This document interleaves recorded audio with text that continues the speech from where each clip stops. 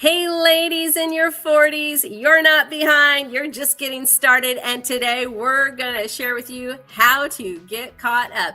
And those men out there who are watching, you're going to want to watch too, because I think you might pick up a tip or two that would benefit you as well. So here on Money Matters today, if you're in your 40s, I'm telling you, it's the most underestimated decade there is. I mean, your 20s, they were just a warm up, right? And if your 30s were like a plot twist, well, I'm telling you, the 40s, they are like your character defining years. That's when it happens. So today on Money Matters, we are going to discuss the real hidden wealth killer with the budget boss herself, Sarah Ritchie. So she's going to join us in just a moment. And I want to make sure all of you stay tuned in till the very end, because we've got a great wealth building checklist for you today. And you're not going to want to miss how to get yours. So let's bring Sarah into the studio. Hey, Sarah, how are you? Thank you. So thanks so much for joining us today. And I know you've got some great tips and pointers to share today. And let's jump on in. Let's jump on in. So what is the all-time hidden wealth killer? Dun, dun, dun. And to me, not budgeting, not making a plan, and budgeting and making sure that you know where your money's going and you're telling your money where to go. That to me is the biggest thing, is basically not paying attention to that. Right. They're just part of missed opportunities, right? So definitely that's important. So some of those missed opportunities that are out there are like delaying your investing.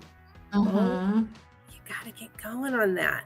You're not behind, but you got to get caught up. Oh, sure. Yeah. I mean, in addition to budgeting, if you haven't started contributing to any retirement plan, you definitely need to get started. And even if you're like a non-working mom, your spouse can still contribute on your behalf. So, I mean, you can still get caught up. Oh, absolutely. It's not the end of the world. Yeah. And there's other areas too to consider, like cash sitting idle in different kinds of accounts and so forth. Well, it's time to start pulling those together and maybe allocating some of those into investment accounts where they are compounding and making you money instead of sitting there just collecting dust. Right? Right. Yeah. No, I mean, if you have cash laying around, which I don't know, hopefully there's people out there that have extra cash laying around, but you want to make it work for you for sure. Yeah, absolutely. And then there's that lifestyle creep too. You start getting into different kinds of lifestyles and lifestyle creep. And keeping up with the Joneses type of thing, where you're, trying to buy new cars every couple of years, or you're upgrading your house and you really can't afford to do it. You just have to stay focused. Like I said, if you can do some of those things with cash, go for it. But obviously you'll have to finance your house. But maybe not though. I mean, I know in the past, you've also talked about having people allocate money into budgets because you're big on the budgets, right? So if they budget for a particular fund to do, for example, a remodel, and they have a sinking fund. A sinking fund. Then you could save up for that instead of having to refinance your house. Well, and that's the goal. And that's definitely the goal. You wouldn't take out a home equity loan anyway to do things like that. You'd save up and just make sure you're making the smartest decision for yourself, just so you don't, set yourself up for failure down the road. Right. Exactly. I mean, you can, if you feel like you've been delayed in getting going on your investing for your future, because retirement's coming. So Yeah, definitely. don't freak out, just get started. That is really important. You can recapture a decade of missed contributions, but you need to have a well-designed strategy, and you need to have it 100%. now so that you Mhm. can get going. Would you Yep. agree? I 100% agree. Yes. So, And hopefully, if they watched our last two podcasts on being in your 20s or 30s, right. they'll be well versed in that. However, I didn't start till I think I was 40 when I finally got myself together and realized, oh my gosh, I should probably open, a 403B, because I was teaching at the time, Right. and supplement my pension, Mhm. and it just kind of like, I don't know if it was the number turning 40, it was like, oh shoot, I better do this. And so I did.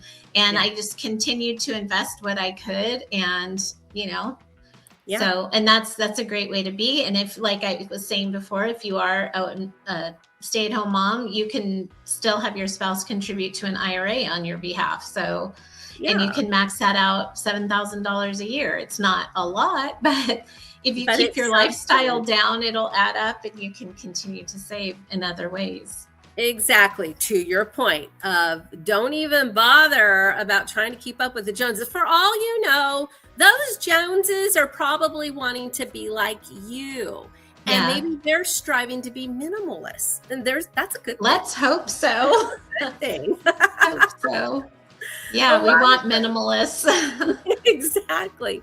So a lot of times in our 40s, that's a really chaotic time. So we've Mhm. got our kids, we've got college planning, sometimes we have aging parents, we've got a lot of different things going. Sometimes, sadly, things aren't always maybe working out with your life partner, and we've got Mhm. divorce. We've got a lot of different things that can happen in our 40s Mhm. easily, and a lot to deal with. Yeah. So what are some ways that you can still stay focused in your 40s on investing for your future? Well, When I all know I'm going to sound like a broken record, but I mean, budget, budget, budget, and live on less than you make, and plan with a purpose and have a purpose. And so when those things happen, like, maybe you have to take time off work to care for a parent. I mean, that's Yeah. very, that's a possibility for some folks, or even into your 50s having to do that. But if you have a plan, you have a solid emergency fund, you're out of debt, you're really in the investing stage and paying off your house stage, there's going to be less of a sting to do that than if you're burdened with debt and you're over your head. Now, if you do find yourself in that situation, you just have to be focused, get on a budget, and pay Mhm. everything off. Maybe get a side gig, a second job. That's not out of the realm of possibility. I Right. mean, it's really a temporary thing. It's not like, oh my gosh, I have to do this for the rest of my life. Hopefully you've planned for your kids' college, or if you haven't, you think, oh my gosh, I haven't done this, and Mhm. now they're going to college. What do I do? Well, Right. I would pick an in-state school that is not outrageous. Go to community college first. Don't think, oh, my kid has to go to a 4-year private university at X amount of dollars that I really can't afford. Right. So, hopefully you've planned in advance for that. But if you haven't, you have to just be practical and, think, what can I afford? Where can I afford to send my child? Apply for every, grant and Scholarship. thank you, scholarship Mhm. Yes. that you can think of, to help fund it. So, And I want to I'm going to make a very controversial statement here that people are probably going to just go off on me in the comments. Go ahead, be my guest. So, but here's the deal.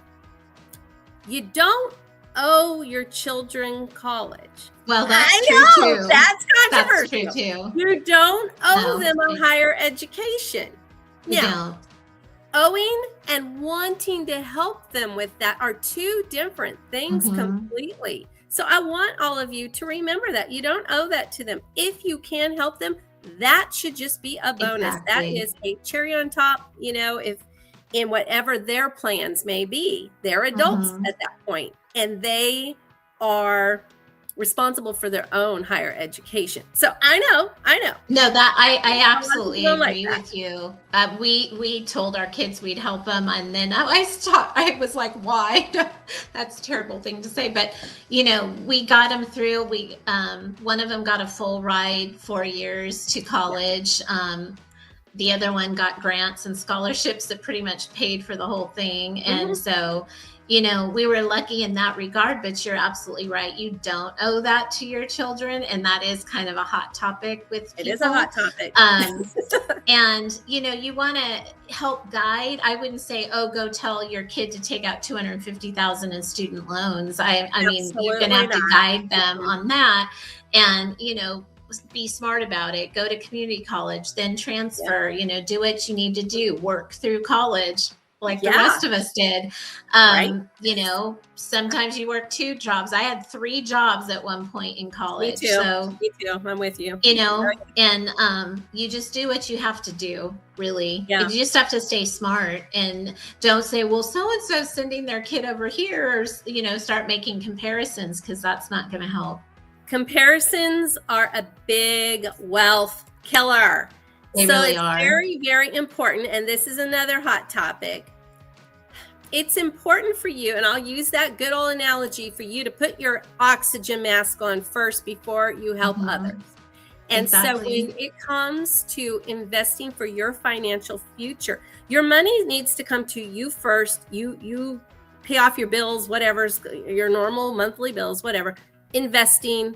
And then if there is money left over for fun things or helping your children out with college or something else, who knows, something else, then that's the hierarchy. You need to, and it's not being selfish. It is not being selfish. I know a lot of people think that, oh, I'm being selfish if I'm not doing it, but you're actually not.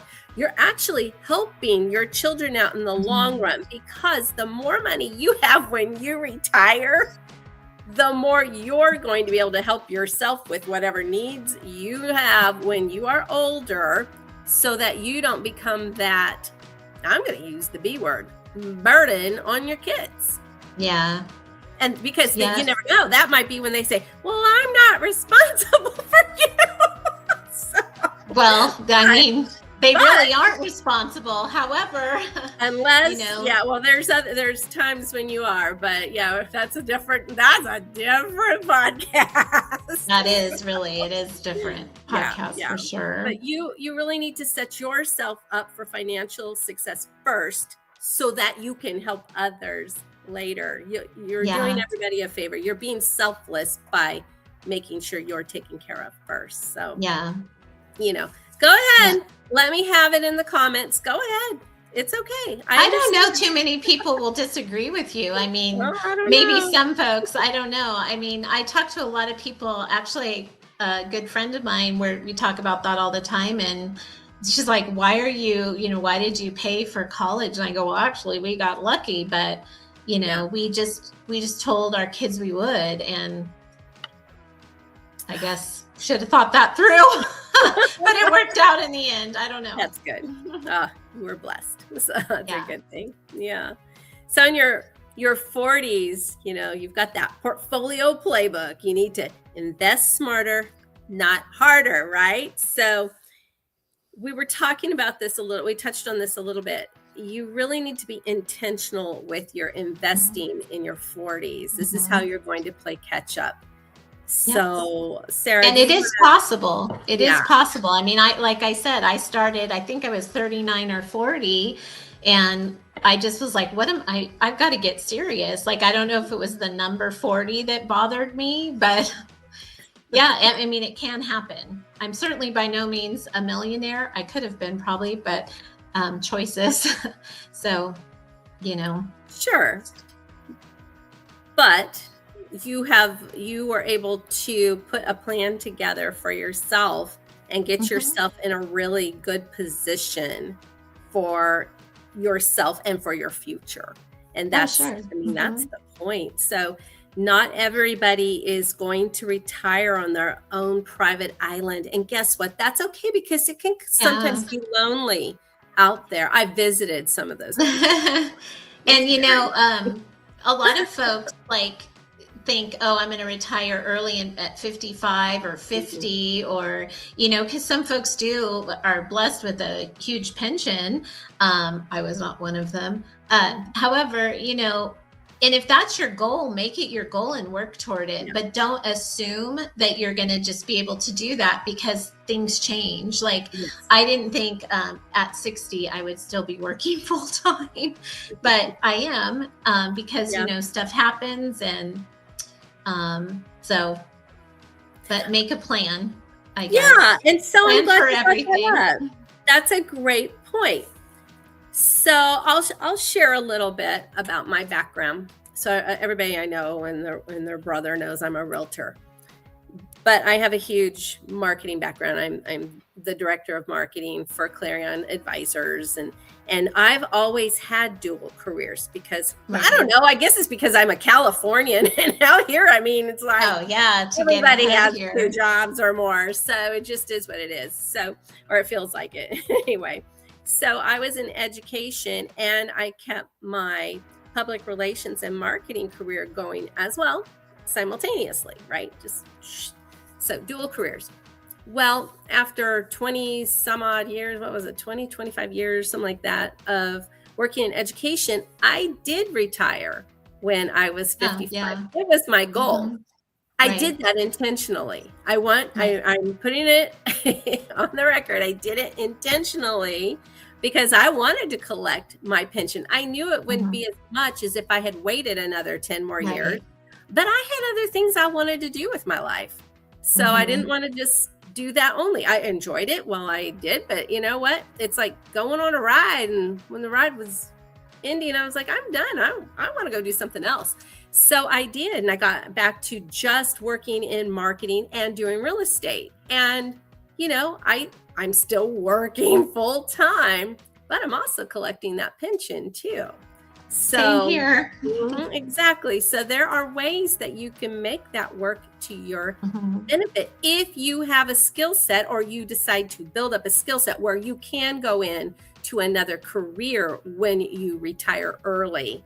And you absolutely still that whole thing, like, oh, but you might still be working till you're 60, 65, 70. And you might, and you know what? I'm fine with that. I did the same thing. I taught for 22 years, retired at 55, and went back to finance, which I was in prior to teaching. And, I enjoy what I do. I love working with our clients, and I mean, I guess technically, it's a job, but I don't really think of it that way, because, it is helping us and get by, we could, I guess, all retire, but my husband started his own business after he retired, and here we are. And I think a lot of people think we're crazy, but I don't know. I don't think I saw myself working, but it's not a big deal to me because I enjoy what I do. So same kind of thing. And I'm the opposite. I always figured I would just work forever, but that's okay, because we both enjoy what we're doing. As long as you're, when you get to that point, there's nothing wrong with still working, even if you can afford to retire, because you're enjoying it. It's what, for me, it gives me purpose. So I get up every day with purpose, and I think you feel the same way. I absolutely do. Yeah. But being able to retire and not being able to retire are 2 different things. So we're striving, and that's why we're here, to keep sharing tips with all of you. So those of you in your 40s, you can get caught up and be able to. Yeah, it's never too late. And even if you're in your 50s, it's never too late. I mean, it's just make a plan, and maybe you might be working longer than you thought you would. And who knows, like you said, maybe you'll find a new career that you absolutely love, and you're not stuck. And, who knows? You got to keep your options open. And if you didn't plan super well, it's okay. It's okay. Go back and just redo and stay focused. Right. And so get a really good strategy plan. You need to sit down with an investment advisor and get a strategic yes. plan put together. Mhm. I know Marshall would be more than happy to chat with you. You can call Sarah and get started with Oh, Sarah. sure. She would be thrilled to help you. And just stop that whole DIY overwhelm, right? Mhm. Because it's important for you to get that clarity and that strategy going. And when you get in there and you start DIY, it's like, woo, it can be too much. Yeah, it's too much. Unless you're really dialed in, you got a really good background in it. It's just too much. That's why, we're here to help. So So we want to hear from you. What is your chaos that's keeping you from staying on track for your financial future? Drop it in the comments, share with us, and feel free to reach out. Like Sarah was mentioning, reach out to us for a free consultation. We're here to help. And like Sarah was mentioning, she can help you with budgets. And Marshall is really a mastermind at getting strategic plans. He's all about common sense investing. He's really down to earth, and I highly recommend that you try to get an appointment with him today. And while you're at it, just go to the site for clarionadvisors.com/contact. And there's actually now a little click box. It says, I'd like to schedule an appointment. So you can click there. And while you're there, go ahead and click the No Stress Retirement Checklist. And we will send that to you. And you can go through that and see if you are on track for your financial future. Anything else you want to share, Sarah, before we go? No, I just think, I hope, the folks listening, whether they've watched our In Your 20s, 30s, or now this 40s podcast, we've helped them a little bit. And just a reminder, if you have questions, I'm sure you can put them in the comments. You can also reach out to us, and, please, we're here for you. Don't be afraid or overwhelmed by whatever your situation is. There's always hope. I think a lot of times we lose hope and think, oh, I don't even want to do this because for whatever reason, but don't lose hope. That's right. Never lose hope. Get on track and start today. Thanks everybody for joining us. We'll see you next time on Money Matters.